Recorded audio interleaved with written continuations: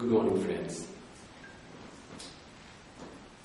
Today's topic of discussion is Nivedita of Ramakrishna Vivekananda. This name was given by Swami Vivekananda himself. Nivedita means dedicated, who has given herself. What did she give to Ramakrishna Vivekananda, for the progress of the world, for the welfare of India? What did she give? In her tomb in Darjeeling, West Bengal, where she died, it's written, "Here reposes Sister Nivedita, who gave her all to India." She gave everything that was her to India.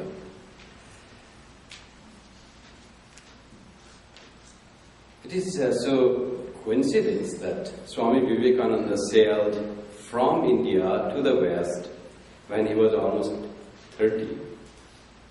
And Nivedita comes to India when she was 30. And Sri Ramakrishna was a big fire who could inspire. The fire was caught by Swami Vivekananda. He saw Sri Ramakrishna, and Sri Ramakrishna could recognize the material, a lot of fuel in it. It will blaze big, give warmth to this cold and dry world. And inspiration flowed from Sri Ramakrishna to Swami Vivekananda.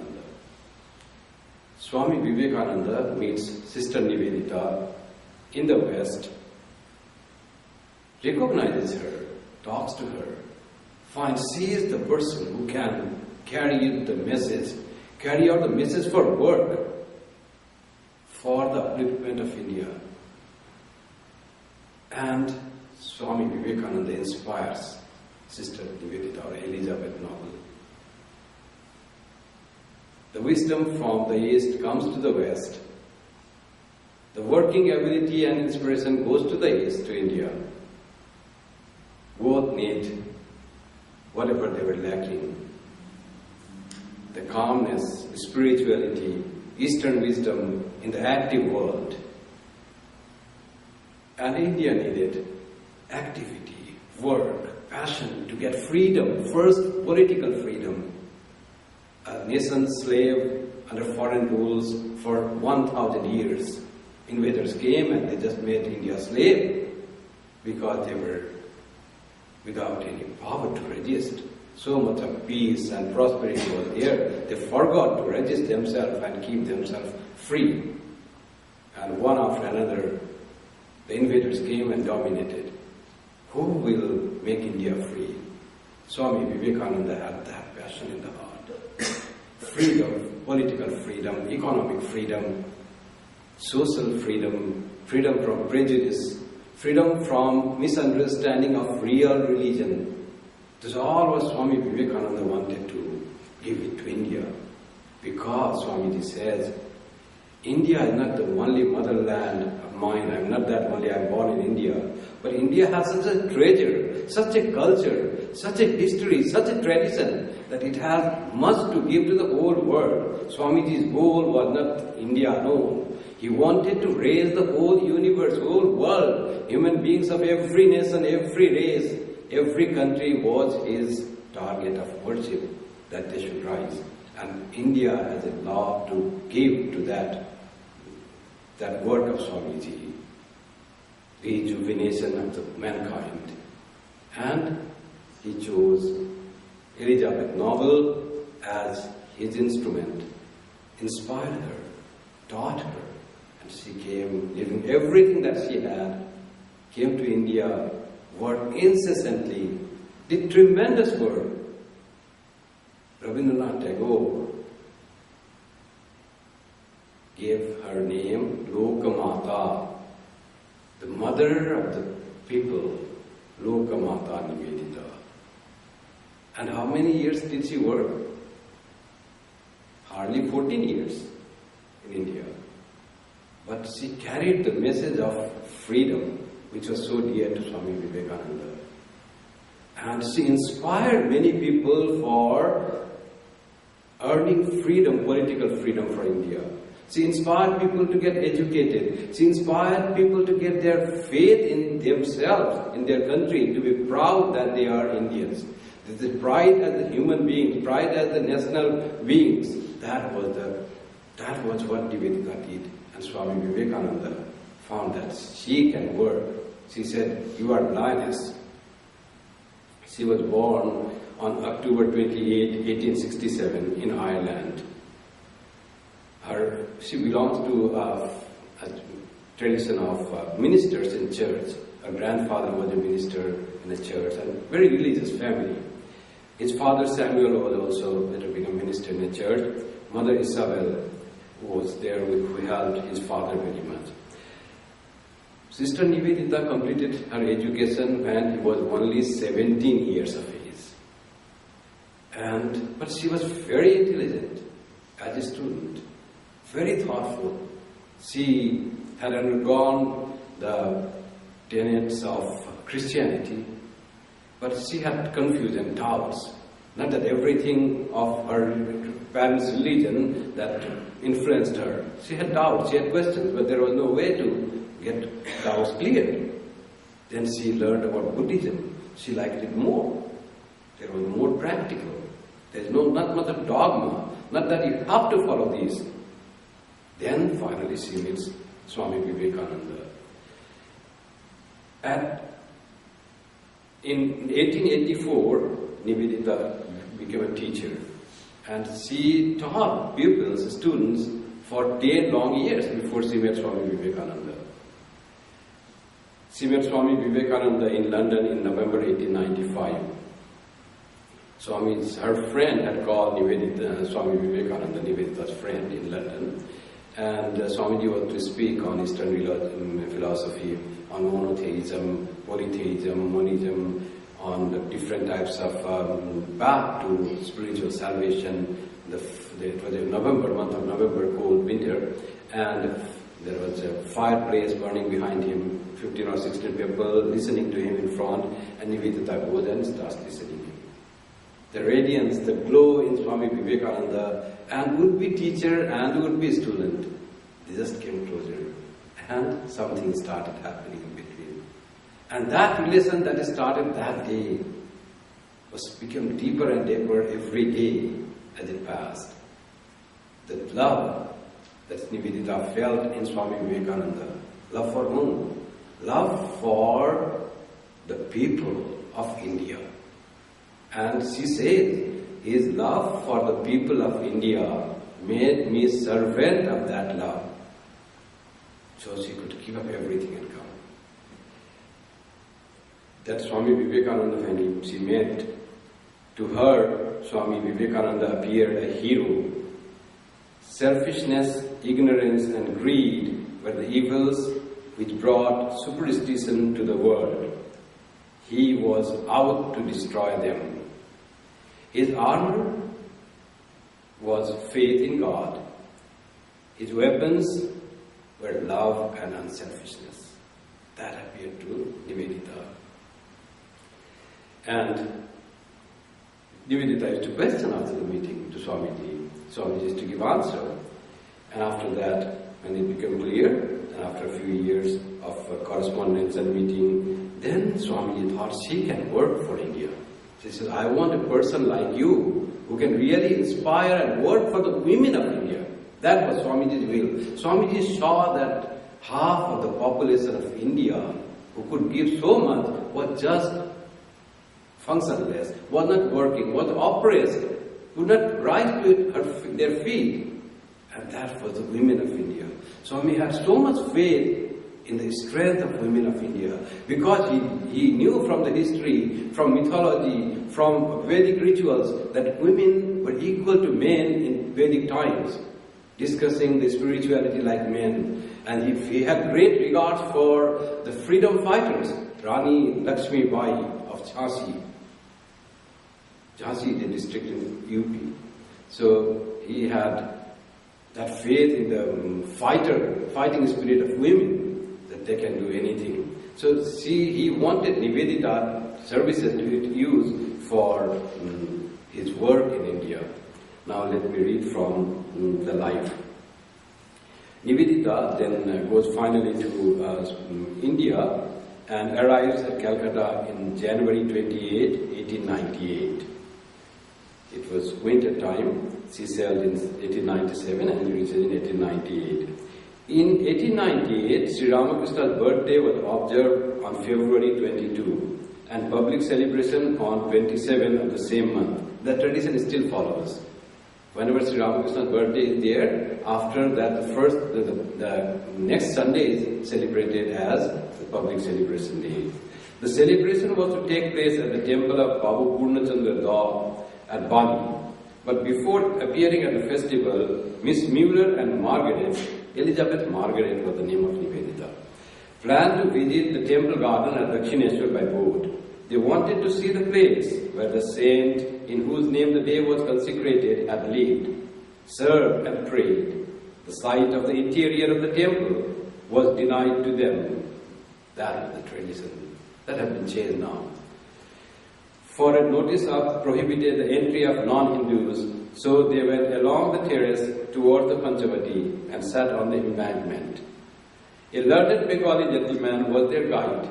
Miss Mueller was wearing a sari of the sacred color of renunciation of the Hindus, and as they sat there, a group of people gathered round them to discuss with the Bengali gentleman as to the right of an English lady to wear their robe of renunciation.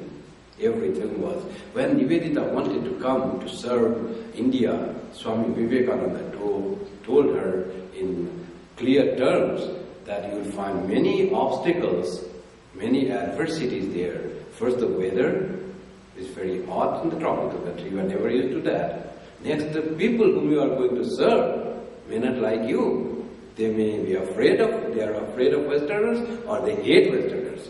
So in that situation you have to work. Are you ready for that? And work should be for their good. It is not the adventurism that I am doing something, or it is not guiding, as if I have to guide them, they don't know how to live. So it will not be the guiding, becoming just a teacher. It will not be adventure that I want to work in some very poor people, that great thing I am doing. It will be the real love for the people, to raise them. Are you ready for that in a very, very unhealthy or very difficult atmosphere and climate? Are you ready for that? Nivedita was really ready to work for the love of Swami Vivekananda's love for India. When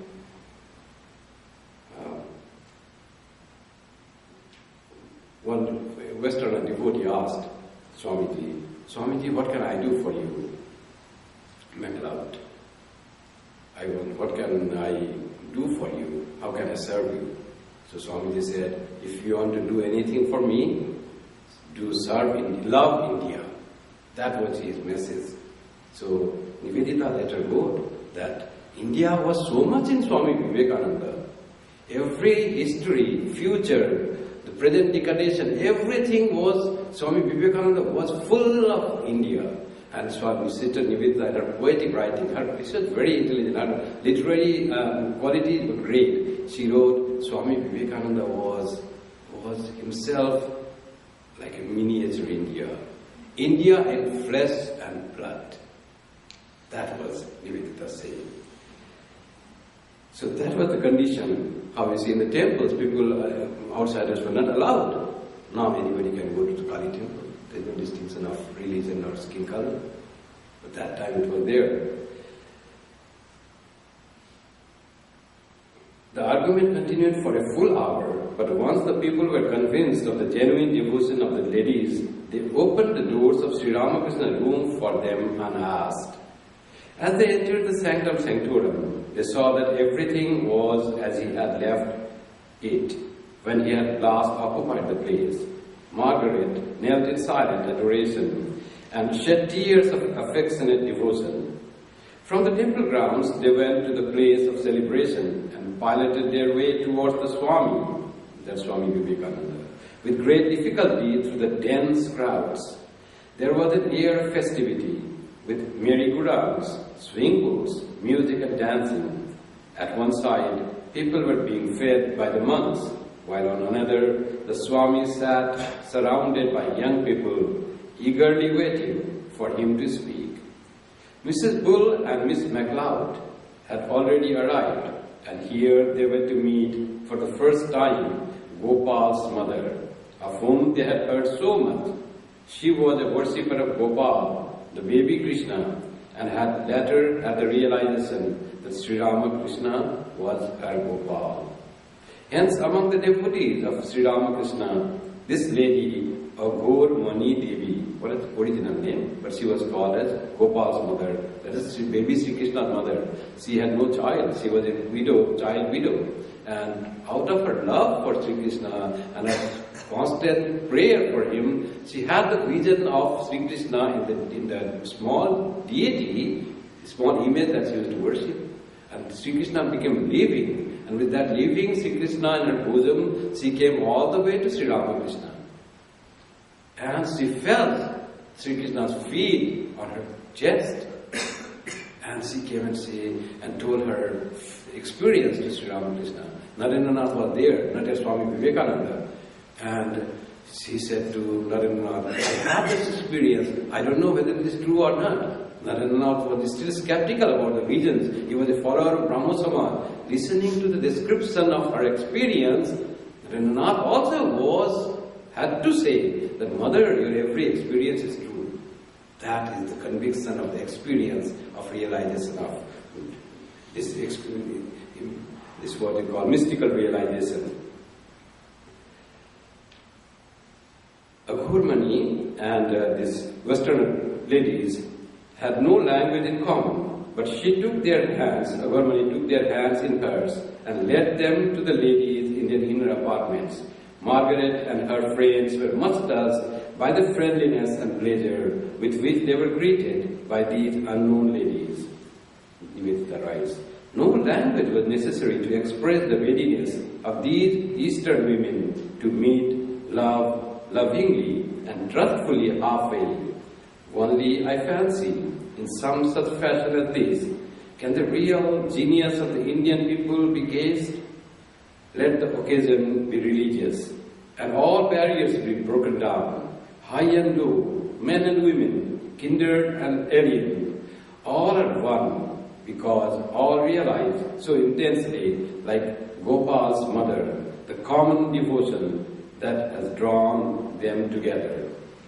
Referring to the Ramakrishna mission and wishing its success, Margaret observed, Ramakrishna mission had already been formed on 1st of May 1897. This is about 1898 February.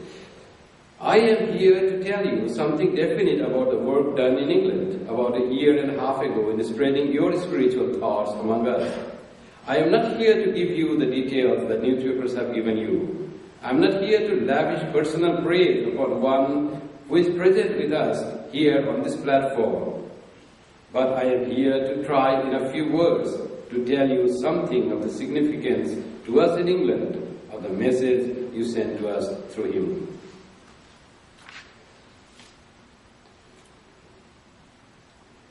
Swami Vivekananda was very happy to when Sister Nivedita came to India to work for the women of India as planned by Swamiji. In a letter to Swami Ramakrishna, Swami Vivekananda wrote, Miss Noble is really an acquisition. Another important event took place in the life of Sister Nivedita on March 17. It was St. Patrick's Day, and Margaret wrote in her diary, a day of days. For on that day, she met Sri Sarada Mani Devi, Sri Ramakrishna's spiritual consort. She had come from her village Jairambati and was staying in Calcutta. Margaret had often heard about her. She was wedded at 5 to Sri Ramakrishna, who was then 21 years old. For 13 years, she remained alone in her village home, forgotten by her God-intoxicated husband. At 18, she walked on foot to Dakshineshwar temple garden in order to meet him. He welcomed her, but asked her whether she desired to drag him down to the mundane way of life, she replied firmly in the negative, saying that she only desired to help him in his spiritual life. From that time, she lived faithfully by his side for many years in a building in the same garden, at once a nun and wife, and always chief of his disciples. This is what Sister Nivedita wrote. Margaret wrote to her friend, Mrs. Neil Hammond, in London on May 22. Holy Mother, she is the very soul of sweetness, so gentle and loving, and as merry as a girl. She has always been terribly orthodox, but all this melted away the instant she saw the first two Westerners. Fruit is always presented to visitors immediately, and this was naturally offered to her, and she, to the surprise of everyone, accepted. This gave us all a dignity and made my future work possible in a way nothing else could possibly have done. After the meeting, they all returned by boat to the mud. Swami Vivekananda told Margaret the same day that she would be initiated into the vows of Brahmacharya soon. About this day's experience, Margaret wrote later, "The memory of that day makes one of life's great festivals. Never can she forget the fragrance of the Ganges, nor the long talk with the Master," that is Swami Vivekananda, nor the service Jaya had done that morning by winning the most orthodox of Hindu women to eat with her foreign disciples, nor any one of the many happy ties that had that day brought into existence and consecrated. When Holy Mother accepted these Western ladies, who were the happiest? The happiest person was Swami Vivekananda. Because Holy Mothers, according to that time, grew in a very orthodox family. And this was a revolution in that time. A widow, Brahmin, accepting Westerners and making them their own and often eating fruits with them, making them sit beside them, touching them. It was not less than a revolution that day. And Swami Vivekananda, and you see the picture when they were not even denied to enter the Kali temple precincts. And that very day, when they were sitting outside, some of the devotees of Sri Ramakrishna came and they took him. That was Sri Ramakrishna's need for this present age, to break all the barriers of distinctions and division in the humanity.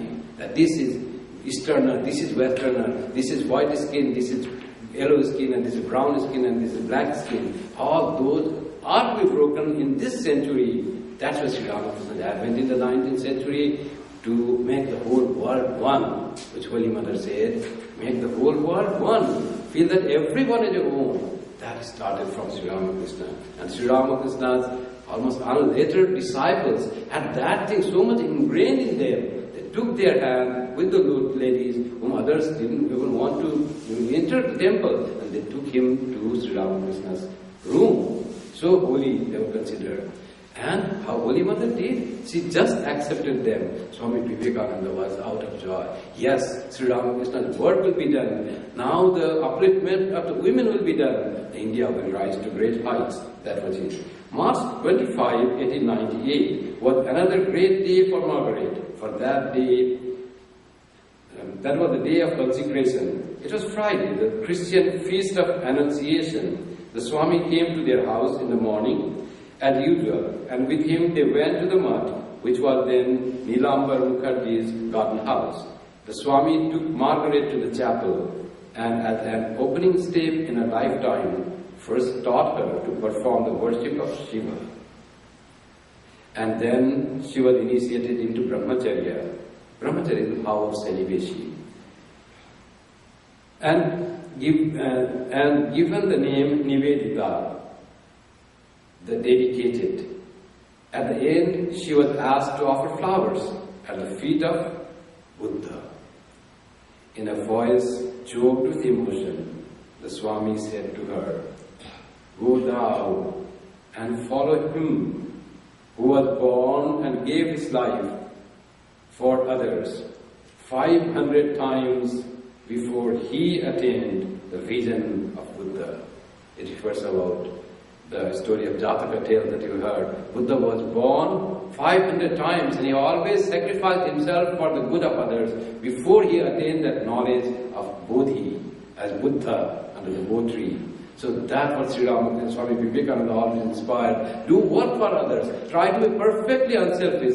If we can do that, with working without thinking for yourself, one day you will have the brilliance of that knowledge will dawn to you. Just unselfish work, that is what needed. That's what Swami Vivekananda said. After the service, they were taken upstairs. The Swami applied acids and put on the bone earrings and matted locks of the Shiva yogi that sang and played Indian music on Indian instruments for an hour. That was the happiest of mornings for Margaret, now Nivedita. Referring to these two important days in her life, on March 17, 1904, she wrote to Miss MacLeod, 6 years ago this very day, and on a Thursday too, I saw the Holy Mother for the first time, and went home with you again to the cottage. In the cycle of years, we have come round to the same date again. Friday next, March 25th, will be the anniversary of the first day I was called Nivedita. We are then entering on the 7th year.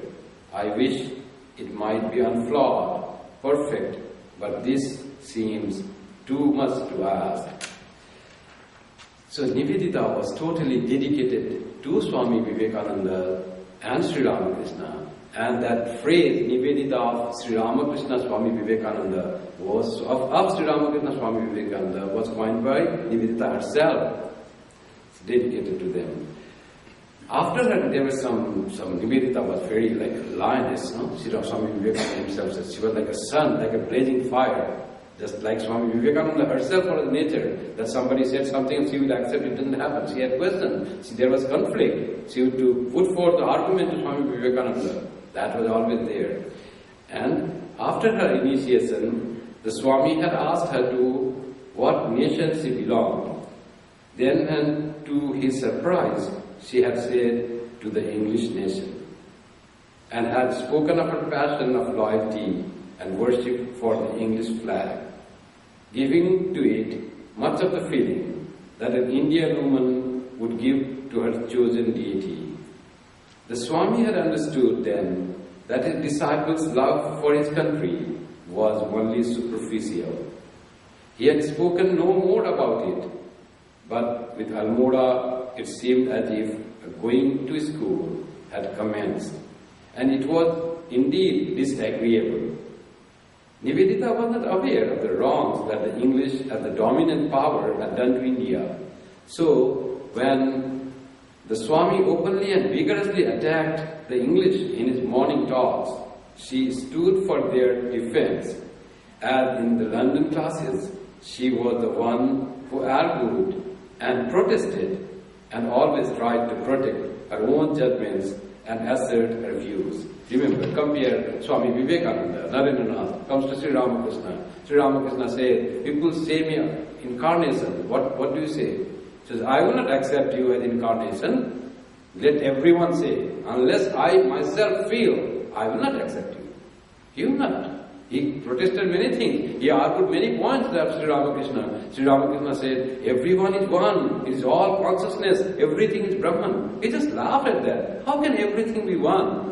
Brahman is something higher power, and this manifestation is so clear. Sri Ramakrishna didn't believe unless he himself experienced. What Sri Ramakrishna had to face for Swami Vivekananda, Swami Vivekananda had to face for Nivedita. She knew the power that is hidden in Nivedita, that if channelized will work so great, and this was the work Swami Vivekananda wanted to channelize her to the work of India. There is no harm that Nivedita loved England and felt England as her nation. But what is mistake here is she had come, she was brought, her future was to work for India.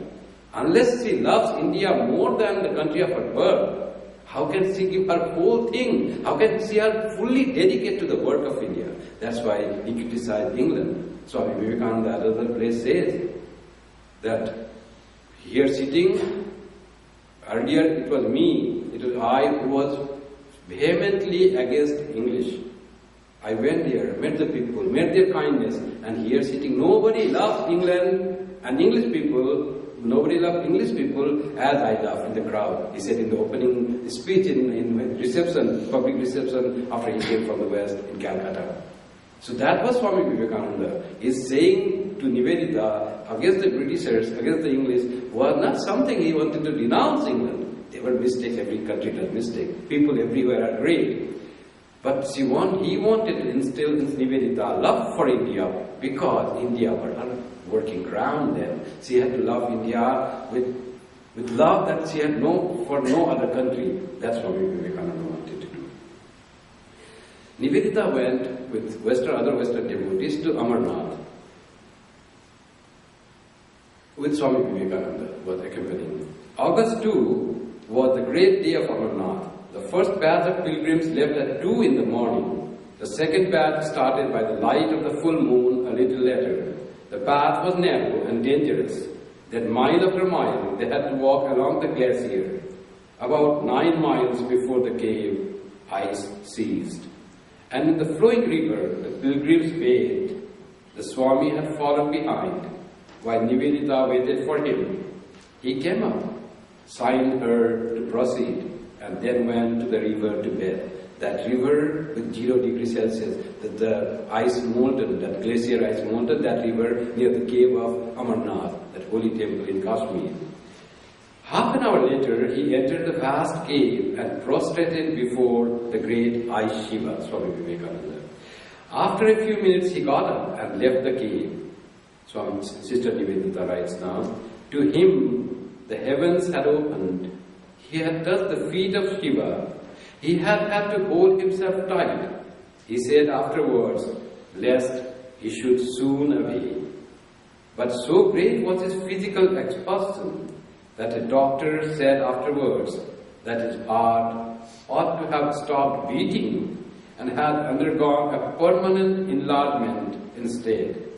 He always said, too, that the grace of Amarnath had been granted to him there, not to die, till he himself should give consent. It was the great day of Raksha Bandhan, and once outside the cave, the pilgrims tied each other's wrists, the red and yellow threads of sacrament. They rested on stone gravels near the cave for half an hour, and then the Swami said, I have enjoyed it so much. I thought the ice lingam was Shiva himself, and there were no thievish Brahmins, no trade, nothing wrong. It was all worship. I never enjoyed any religious place so much.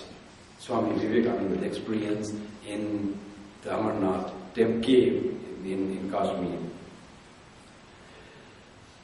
Then Swami Vivekananda came to Kashmir and went to Kripamayananda, where he had the vision of mother saying to him, should you protect me or do I protect you?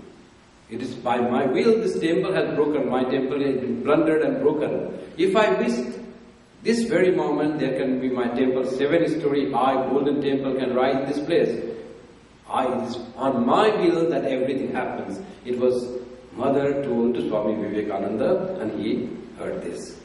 Let us see what is the incident.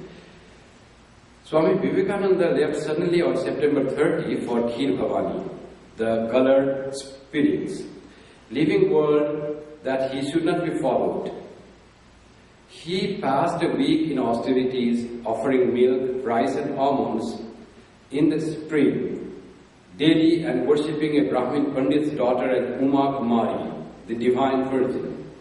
The illumination he received there made a deep impression on him. He returned on October 6 and entered the houseboat with his hands raised in benediction.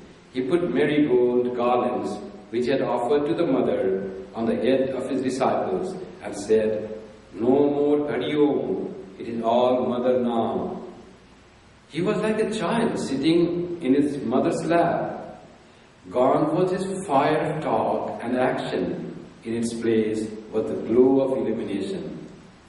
The Swami's personality was so transfigured that his disciples stood in silent adoration and awe, not desirous of breaking the spell of his vision. But in a spontaneous expression of feelings, Nivedita wrote to her friend on October 18 as follows: "But I really sat down to tell you more about Swami, and I don't know how to begin. A fortnight ago, he went away alone, and it is about 8 days since he came back, like one transfigured and inspired. I cannot tell you about it. It is too great for words. My pen would have to learn to whisper. He simply talks like a child of the mother. But his soul and his voice are those of a god. The mingled solemnity and exhilaration of his presence have made me retire to the farthest corner and just worship in silence all the time.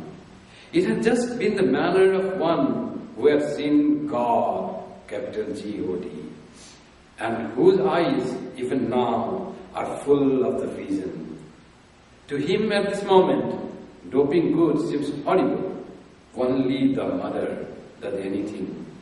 Patriotism is a mistake. Everything is a mistake, he said when he came home. It is all mother. All men are good. Only we cannot reach all. I am never going to teach anymore. Who am I that I should teach anyone?"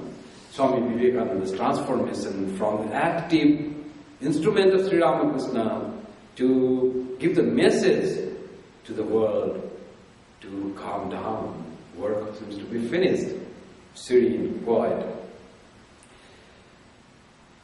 About Holy Mother, Nivedita wrote, "To me it has always appeared that Holy Mother is Sri Ramakrishna's final word as to the ideal of Indian womanhood.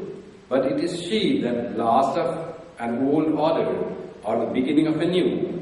In her one sees, realize that wisdom and sweetness to which the simplest of women may attain. And yet, to myself, the stateliness of her courtesy and her great open mind are almost as wonderful as her sainthood. I have never known her hesitate in giving utterance to large and generous judgment, however new or complex that might be the question put before her. Her life is one long stillness of prayer." Beautiful is the writing of Nivedita. Her literary flair was so great. Then Nivedita school was formed, and when the Nivedita school was formed to teach girls, which was so difficult to find students. No family member sent girls to learn in the school at that time. So difficult. Let us see what happened. Nivedita frequently consulted Swami Brahmananda in this matter. On November 12, Holy Mother, accompanied by a number of lady devotees, visited the site of the permanent abode of Ramakrishna order at Belur. The same evening, a meeting was held at Balaram Bose's house to consider the opening of the school. The Swami Vivekananda, Swamis Brahmananda and Saradananda, and others were present. A series of such meetings were held eventually. An eyewitness has recorded an interesting incident at one such meeting. In the hall of Balaram Bose's house, an informal meeting of the lay devotees was held. Nivedita spoke in English about her proposed school, laying stress on giving national education to girls. Mahendranath Gupta, M., Suresh Datta, Haraman Babu and others were also present. No one noticed the Swami's presence behind these gentlemen. When Nivedita stopped speaking, the Swami Vivekananda, whispered to the gentlemen to get up and say that they were willing to send their daughters to her school. When no one really stood up, even Swami Vivekananda said, no one stood up. The Swami got up and said, "Well, Miss Noble, this gentleman offers his girl to you," and pointed to Haramohan Babu. On seeing the Swami, Nivedita was very pleased, and on hearing his words, started clapping her hands like a child. He was hiding behind the public, and he just announced that he's sending his girl. He might have not consented, but something had to start. Swamiji knew. After that, the school began, and now it's one of the famous schools in Calcutta called Sister Nivedita Girls' School. After she died, it was named after her and run by the Sarada Math and Sarada Ramakrishna Sarada Mission, another organization.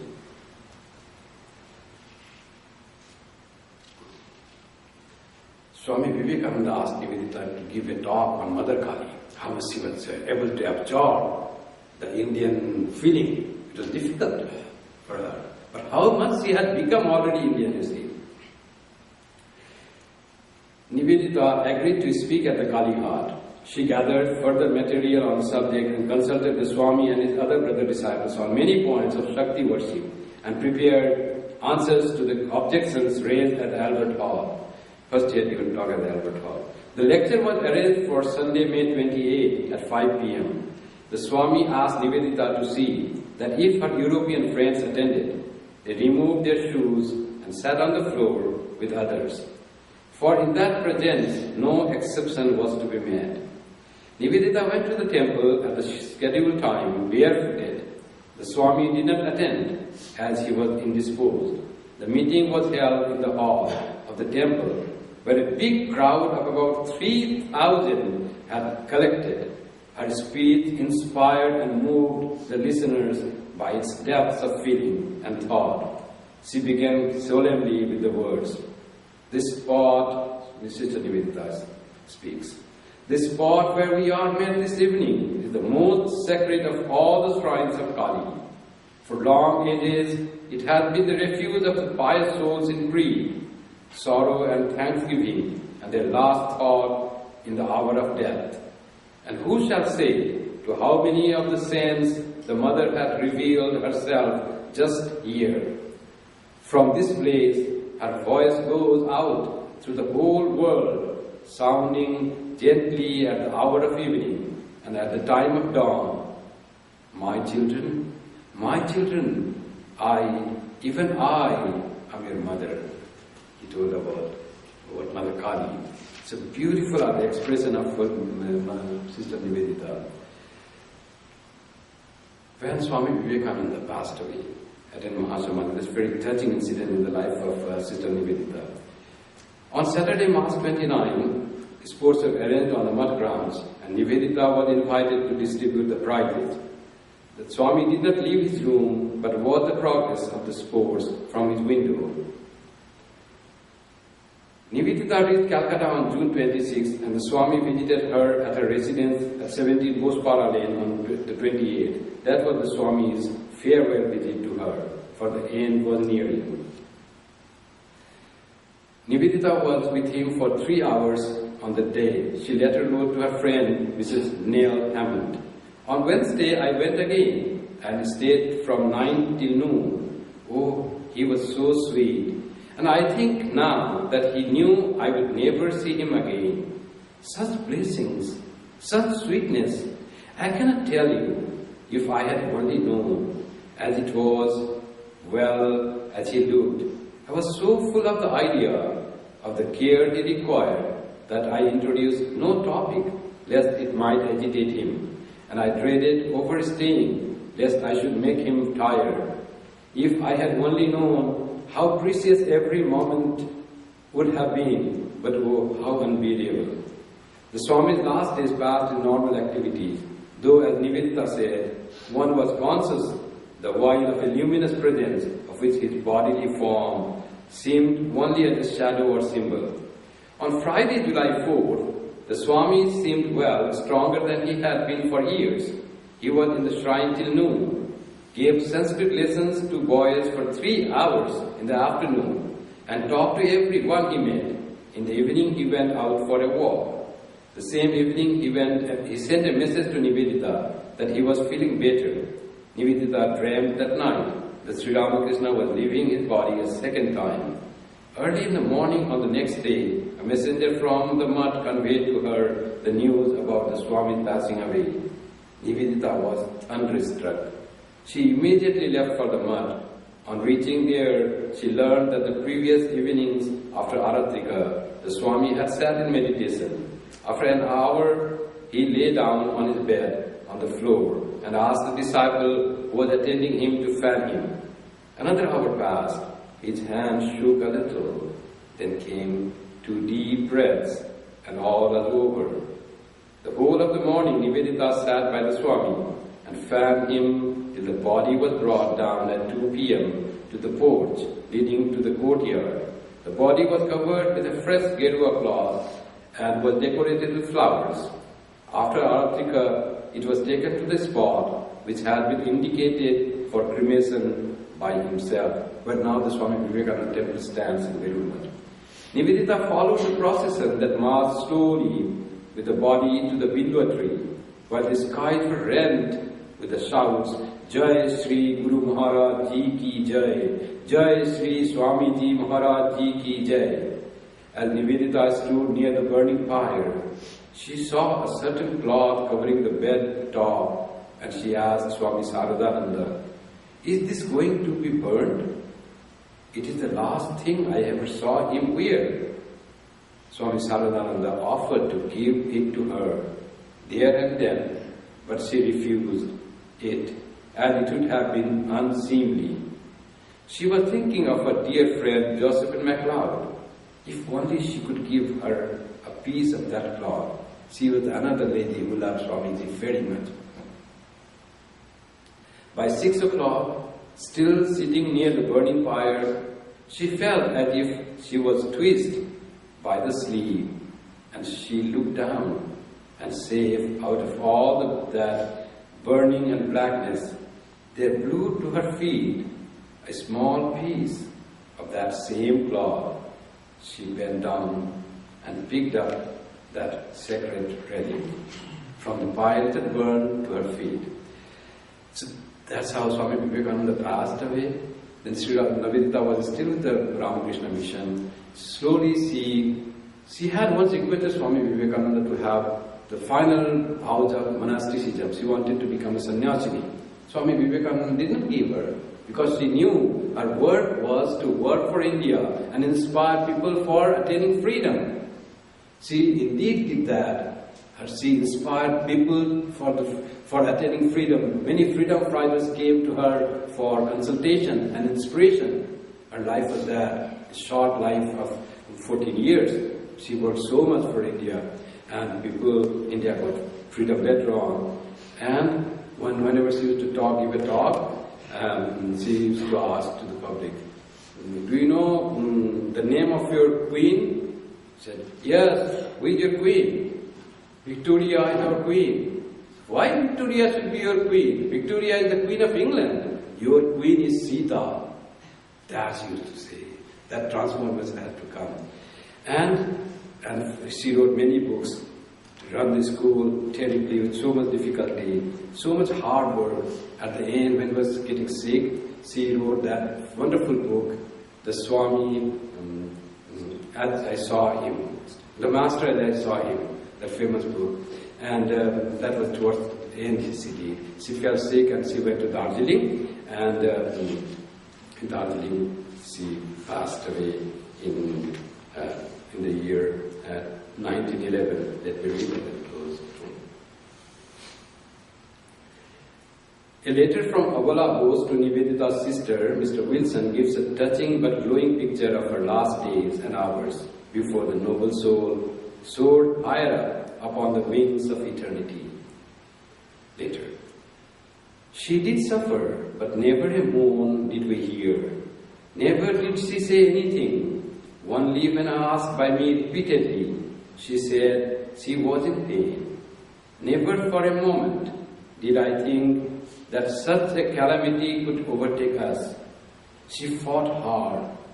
It all came to an end on that morning of the 13th October 1911.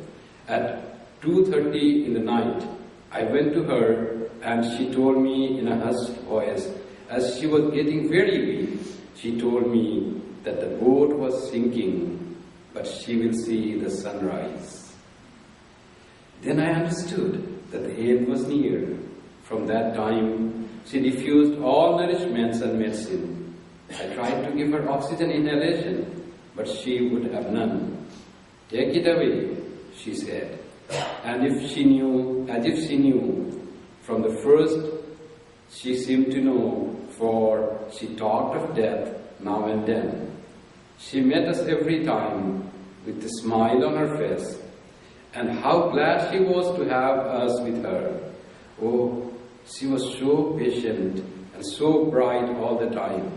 Later on, when she was getting weaker, she asked me to tell her frankly, "Let there be no hiding," she said, "and don't try to prolong."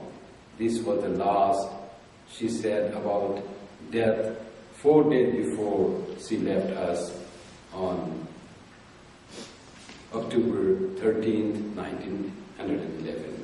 This was the life of that great dedicated soul, Margaret Elizabeth Noble, the one who was dedicated to the work of India, to upbringing the humanity, dedicated to Ramakrishna Vivekananda.